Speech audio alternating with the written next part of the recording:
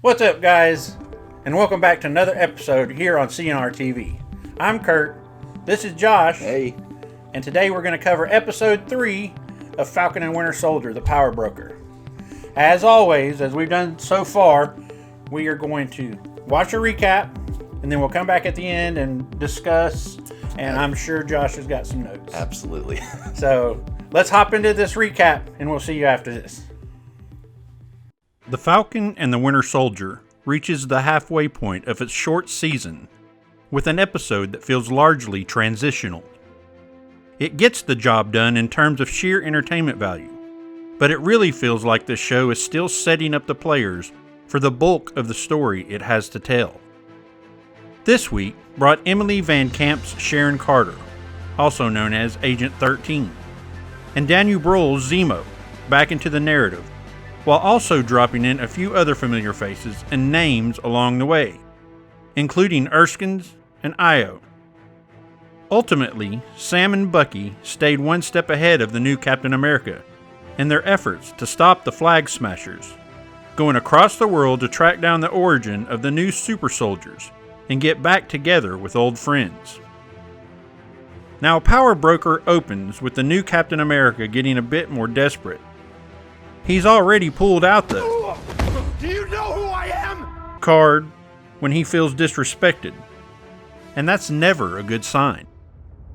While Sam and Bucky are fighting over what to do about Zemo, he's breaking out of prison. He agrees to not make a move without their approval, but even they can't really believe that's true. They learn that Zemo is rich enough to have a garage of classic cars and a private plane that can take them to Madripoor. To do this, we'll have to scale a ladder of lowlifes. They're starting with a mid-level fence named Selby. There's an interesting chat on the plane about how quickly leadership can turn to chaos, in which Zemo basically draws a line from Hitler to Red Skull to Captain America. When people are put on pedestals, their flaws are forgotten, and that leads to problems. Now we cut to Latvia, where Carly Morgenthau is hiding out and saying goodbye to someone important named Danya Madani. It's a brief scene meant to humanize Carly a bit, in that she's fighting for the people often left behind by the heroes of the world. Meanwhile, in Madripoor, where the guys are all dressed up, Sam has even taken an alias, a smooth dresser named Conrad Mack, also known as the Smiling Tiger. On their way to Lowtown, they're escorted to an underground club of surly faces and complicated drinks. A thug for the Power Broker makes it clear that Zemo isn't welcome, but the Winter Soldier serves as his protection, kicking the ass of some bar thugs in a poorly executed bar fight. They then meet with a nefarious Selby and get a name that matters, Dr. Wilfred Nagel. But then, Smiling Tiger gets a call from his sister Sarah. For some reason, Sam didn't silence or turn off his phone. Come on, Sam. This is Undercover 101 stuff. But Smiling Tiger tries to play tough on the phone with Sarah, but then Sis calls him Sam, and things get intense. A shot bursts through the window, and instantly, a bounty comes out for Selby's killers. As they make haste, they run right into Sharon Carter, who's been off the grid in Madripoor since the action of Civil War. Don't forget, she stole Cap's shield and helped him track down Zemo, so she's on the run as well, although she's barely hiding in a nice place in Hightown. Now, how did Sharon know they were in town? It feels like a question that the show may not answer beyond the fact that she's clearly a little powerful in Madripoor. They offer to clear her name if she helps them. And she does almost instantly. As our two heroes are about to have what feels like a fun night on the town in Madripoor, Sharon jumps in to say they found Nagel. They track him to a shipyard. It's always a shipyard. And find a hidden lab where Nagel is jamming to some Mel Torme. There's some back and forth, and Nagel reveals that he is the one who rebuilt the super serum. He made 20 vials. There could be a lot of super soldiers. As all of the bounty hunters in town descend on the location, Zemo shoots the doc, and then things get really intense. It turns out one of the bad guys brought a rocket launcher. Of course, Zemo escapes, puts on his cool mask, and gets villainous. But it's kind of a fake out. He returns to Sam, Sharon, and Bucky. But she can't leave Madripoor. Is that for Sharon? Probably not, because she has a big problem, which she mentions to someone after her old friends leave. Is she working with the power broker? The episode ends with several quick hits. Walker and Hoskins are getting frustrated as they stay one step behind the real action of the world. Bucky is going to take the shield from the new Cap himself. Carly is going to the next level. She's now killing people to accomplish her goals and stay ahead of the power broker. And finally, Bucky breaks off from Zemo and Sam in Latvia, following a trail that leads him to Io.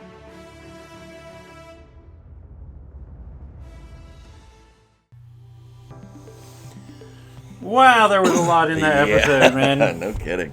It was almost like it was on fast forward. Yeah. That was the number one thing I took away. I enjoyed it because you got a lot of information. I liked it more than the second episode, for sure. Exactly. We mentioned this last week that they need to get to the point because they got 3 more episodes to tie this all up in a pretty package and set it up for whatever movie it's going to tie into next. What's your initial thoughts without going into detail? Initial thoughts as in what's going to happen, or just of the episode? On the episode, I enjoyed it, but it did feel rushed. Yeah. It felt rushed, but I can kind of understand the need to rush it. That was one of my little nitpicks, is we're halfway through the show and it still feels like they're setting up things, which you mentioned in the recap. Right, exactly. You're literally halfway done. And it felt like, okay, we got to get all these characters set up because in the next 3 episodes, everything's going to take shape. Right. So, initially, I enjoyed it. I was entertained, but it did feel incredibly rushed. I mean, it was like 4 locations around the world. I was watching with my wife, and we were confused when they went to Madripoor. It's like, wait, what's happening? Yeah. Because they had all these costumes on without any real explanation. Just like a one-off from Zemo, that we'll have to dress like lowlives or whatever he said. Yeah, we'll have to climb the ladder of lowlives. That's it, yeah. It's like, what? What's happening? And then Sharon Carter, I mean, what's up with her? I don't know. She's gone to the dark side. Yeah. I have a feeling she's probably working with the power broker. Yeah, and she's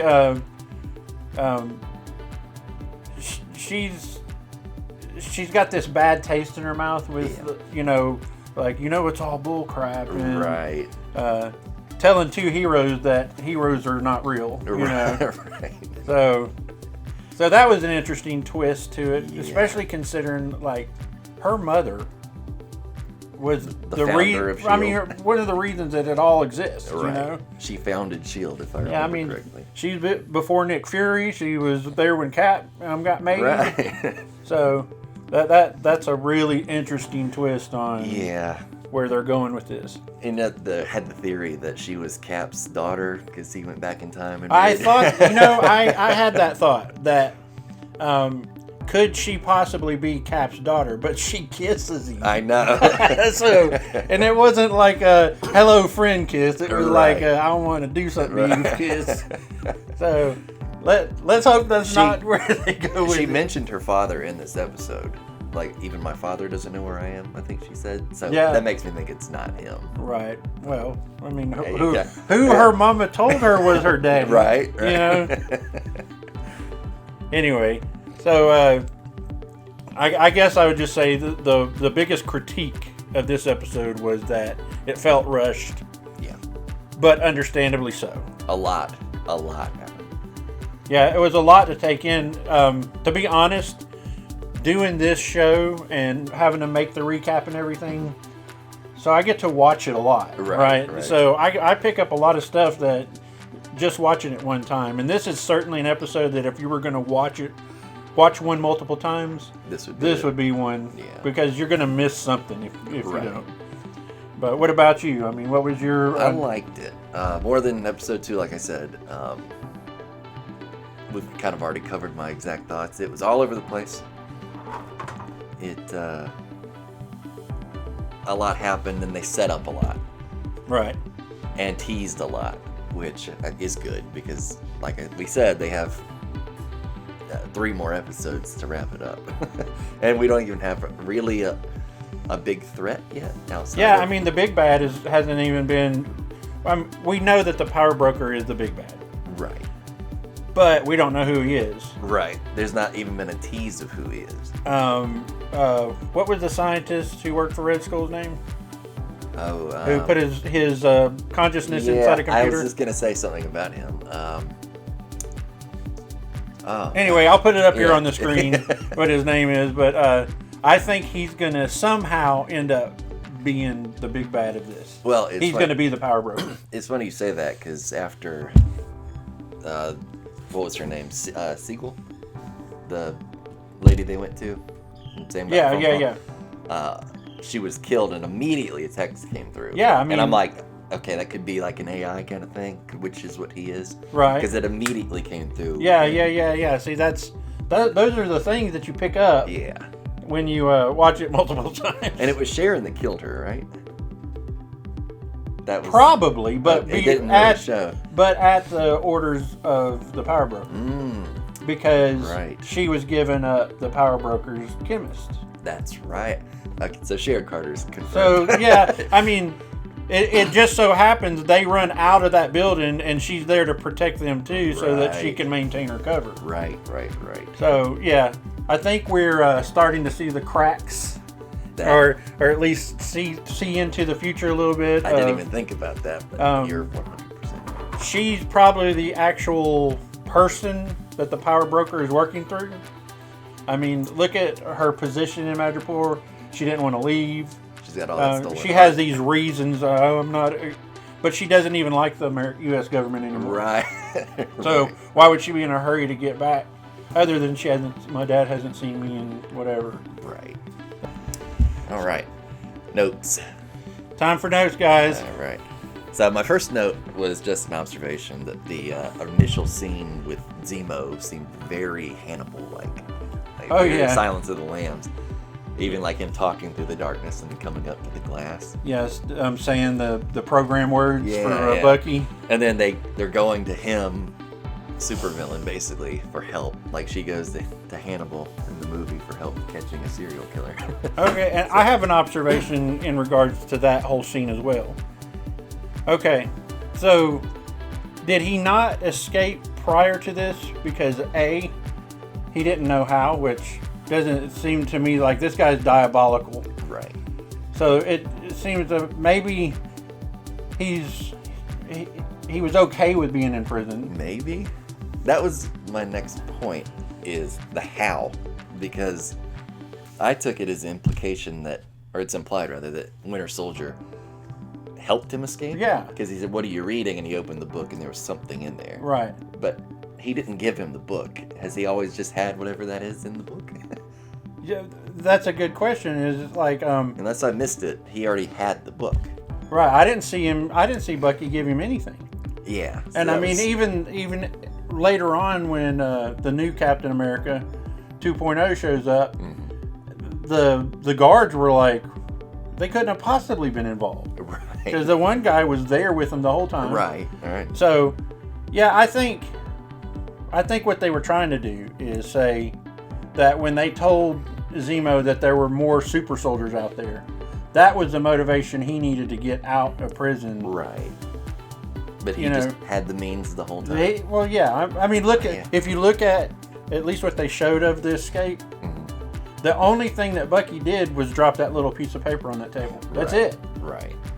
But Zemo could have done that. Right. He could have got, and then Zemo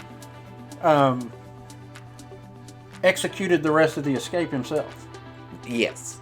But where did the thing in the book come from? What was that anyway? I don't even know. I'm not sure. Just a little piece of something. Yeah. Drop in the comments below if you know what was in the book, because I'm not really sure what it was. He got the door open somehow. Yeah. So that could have been something to open the door with. Yeah, maybe. I thought that was just the guard ID scan or something because he had the guard uniform on. Right. Next, just another observation. They really don't want the characters to use guns, it seems like. Like, Sharon Carter shows up to stop those guys in the shipping containers, and she just has a baton. Like, she's like a S.H.I.E.L.D. agent, trained with weapons. So that... Falcon's always had guns. He had Red Wing, which he doesn't now. And Winter Soldier has had giant guns, and now he doesn't. And they change that a little bit later in the episode. She gets a gun at the end of the fight. Well, they were all shooting guns at the end. At the end, yeah. So that kind of messed my observation up. But half of the show, they've been weaponless. They've what's the word I'm looking for? They've pulled way back on that type of violence. Yeah. At least from a perspective of the good guy. Right. Because they don't mind putting guns in the hands of bad guys right. at all. I mean, bad guys are standing around with rocket launchers, rocket launchers and ARs and yeah. It's just mostly an observation. But this could be the climate, you know. Right. Like think about it. Like you don't want to teach kids that heroes use guns. Heroes use guns. Right. Maybe. But think back to like Infinity War when they're in Wakanda and he's got a giant machine gun. Yeah. So. I mean, that's probably a studio decision. I'm sure, yeah. Above our pay grade. Just an interesting observation. It is an interesting observation, though. And I've noticed that. What'd you think of Zemo? Zemo is the same character he was. I liked him so much more in this. Did you? Than Civil War, yeah. Yeah, he kind of has that Loki vibe to him. A little bit. Where he's really good at talking. Mm-hmm. But you can't believe a single thing he says. He's got plans on top of plans is the vibe I get. Because he's going along with it a little too easy. And I think he's going to have the big double cross, of course. Of course. Yeah. Of course. But they established that he's royalty. Yeah, he's a baron. Yeah, which is his comic book. And his family was killed in Sokovia. Yeah. So, yeah, he's Baron Zemo in the comics. That's his name. So right. They gave him that. And then he had the comic accurate costume. Yeah, that's cool. Although in the comics, I think that mask is melted to his face. But his mask, you remember that show, Fat Albert? Yeah. You remember the one guy that had the beanie with the eyes cut out? Yeah. That's kind of what Zemo's mask looks like to me. Oh, like he got a big beanie pulled over his head. Yeah. But it is still cool. Yeah. I mean, I guess there's nostalgia there too, because if you're a fan of the comic books, it's just a little wink and a nod. Yeah, exactly, yeah. And they do that a lot in this. Yeah, there's a lot. But I liked him way more than Civil War, because he was just angry genius. Yeah. In that, like, I'm going to turn you against each other, but you really didn't have any indication of how or why until the end. Yes. So the way that Marvel and Disney are shooting these things, there's and this is what several of the directors have said, these are movies that are being cut down into parts, right? Right. So they're shooting them cinematic. They're telling a continuing story. Mm-hmm. The budgets are movie budgets. That's why we're only getting 6 episodes. Right. Because to do it at that tier, at that level. But an observation I made between Falcon and Winter Soldier and WandaVision was Falcon and Winter Soldier seems to nod a lot more to the comic books than WandaVision did. Yes. WandaVision's story was kind of all over the place. It was, there's a lot of comic nods, but it was more of a mystery going forward. Easter egg type stuff, Yeah. And I guess you could say there's Easter eggs in this, but it's pretty obvious when they're referring back to a comic book character. Right. Like in Madripoor, that whole city is from the comics. It's obviously not a real place. Let's try to do this. On our next episode, let's see if we can count all the characters that they've introduced in Falcon and Winter Soldier. Because they have introduced a crap ton of people. So, if somebody wants to drop that in the comments below, that would be cool. Homework for next week. Yeah, homework for next week. But yeah, the whole Madripoor city is from the comics. The the Bronze Monkey bar they were in? Yeah. Straight from the comics. Smiling Tiger, that was Falcon, yeah. straight from the comics. Yeah, that's what I'm saying. That was one episode. Yeah, the doctor that got killed from the comics. Isaiah's grandson. Yeah. Torres. Yeah. We could just keep going, you know. That's what I'm saying. They've really. And then, do they have this big Avengers Endgame fight at the end of this series where all these people are like. Oh, all of them? Yeah. Like all these people come together because they're having to fight the 20 super soldiers. Yeah, right. Plus, Zemo probably turns against them at the end. And I'm going to call it now. Zemo will become the new power broker by the end. Yes. That's just my prediction. Yeah, Zemo is too good of a character for them to get rid of. Yeah. He's a huge Captain America villain. Right. It's like one of the top. So next note. New Cap seems to be more of a villain now, or going down that route. Oh yeah, dude. His ego's already outgrown him. Yeah, you know? you mentioned in the recap the "Do you know who I am?" line. I was like, anytime anybody's ever said, "Do you know who I am?" Yeah. It usually ends badly. Yeah. So I have a theory. The doctor, what was his name, that recreated this super soldier suit? Michael. Yes. He mentioned that it no longer like buffs you up. It's a very subtle change. New Cap either already has it, or he will get it. I think he might already have it, or he'll get it from the Flag Smashers and go completely apeshit. Yeah. And he'll end up being the last fight they you have. know, in his twisted ideals, this could be one of the main reasons he's trying to hunt them down, so that they can. It could be so he can get a leg up. Yeah. So and then they can experiment on them. You know. Yeah. So there's probably nefarious government officials that are involved in this as well. Could be. Yeah. Oh. So I have a feeling. Hail Hydra.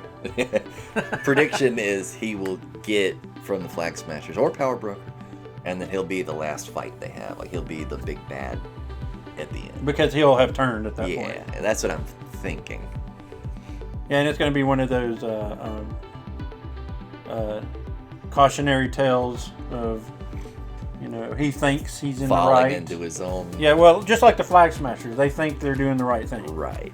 And well, speaking of, I kept thinking the whole episode they tried to establish them as a villain, and then they've backtracked to make them more sympathetic. Episodes. Yeah.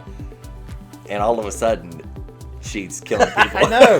I'm like, come on, guys. Because I was Is literally, she bad or I was what? literally thinking, okay, these guys aren't that bad, and then she's like, put your seatbelt on, and boom. Now. Okay, crap, they are bad.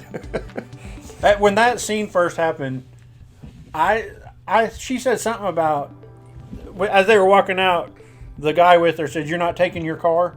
And she said, "No." And she got in his car. Yeah. Yeah. And then when it blew up, I was like, "Oh, somebody just tried to kill her." Yeah. That's what I thought. And then she was like, "This is the only language these people understand." Yeah. And I was like, "Oh, she did that." Yeah. And the whole building burned down with people inside. Yeah. Yeah. That was interesting. But who was the character that they kept referencing that was dying? Is that just... I don't know what her backstory is, and Okay. I wanted to look into that after this. I've just been a little busy. Yeah. So, I will look into who that I character is tried supposed to, to be. but I didn't find anything. So I didn't know. I know I had a hard time saying her name. Yes. Yes.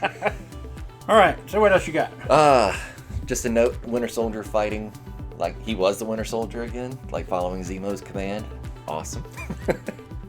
It was nice to see him back in that form, even though he was just pretending. Covered that.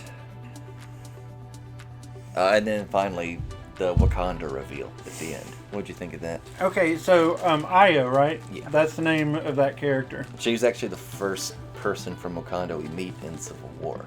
Right. She's the one that tells Black Widow she'll move her if she doesn't move. Oh, yes, yes. I think that was So her. I guess that Io's role is like an enforcer beyond Wakanda, right? Yeah. Like she's the one that travels around and puts people in their place when they need it. Right.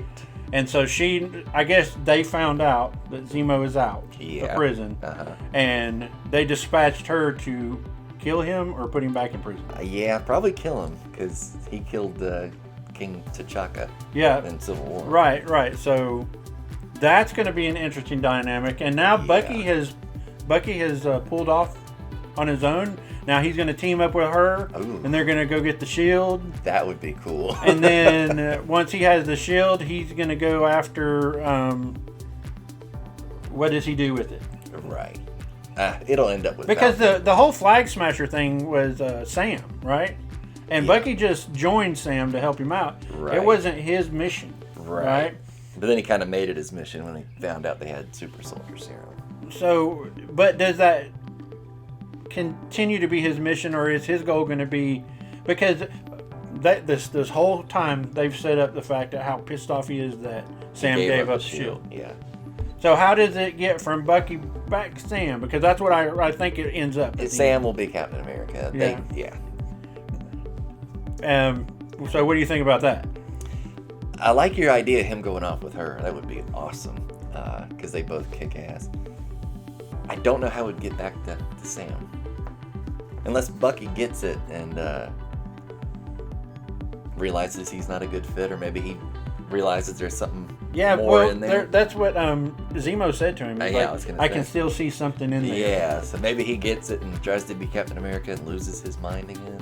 What if the reason that Cap picked Sam was that the shield itself can have nefarious effects on people when they have it in that their would be possession. something, yeah. You know what I'm saying? It's like being able to handle the power. Yeah, because you power trip. I know it's just an inanimate object, right. but maybe it's the symbol of it. If you have a little bit of an ego, it would be inflated because you. Yeah, because look at how John has changed almost 180 degrees. Yeah, and it's going to get worse. It's going to get worse. So that's going to be something interesting to watch. For to see if maybe Bucky gets it, and then he starts getting a big head, and then realizes it. Maybe. Or his therapist tells him, you need to give that. Do you think the therapist can be trusted? I don't know, man. I don't trust therapists. I'm just kidding. I think this was filmed before Chadwick Boseman passed away. So I wonder, they did some reshoots. I wonder if they'll address the changes to that at all. Like someone else's Black Panther. I don't know. They haven't announced how they'll cover that. But. Yeah, and I hadn't even begin to wrap my head around. My understanding was that nobody will be Black Panther for a long time. Oh, really? Yeah, that they're kind of retiring the I character. They're making a second movie. Are they? Yeah. Okay. Well, my information could be wrong. They may have canceled it. I don't know. Or did the second movie not make Black Panther the main hero in it? You know, Could be, yeah. Like maybe it's another hero that came from Wakanda. Could be a sister. Could be the White Wolf. That would be something. Could be the White Wolf. I don't know if that would go over very well. But I did like that they referenced that is his name there, and then they tied Wakanda back into it. So, and they could even have the new super soldier serum could be made from the herb in Wakanda, because that made them super soldiers. Yep. Recently. So I don't know. There's a lot of potential. Well, is that all we got for today? That's it. That's all we got for today. So come back next week. We'll do episode 4.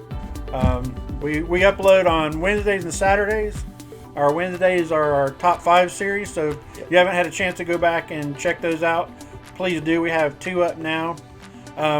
If you have any suggestions of things you'd like to see us cover, or any questions about what you've seen here today, please do not hesitate to put them in the comments below. Give us some feedback too. Give us some feedback. We need it. How can we improve?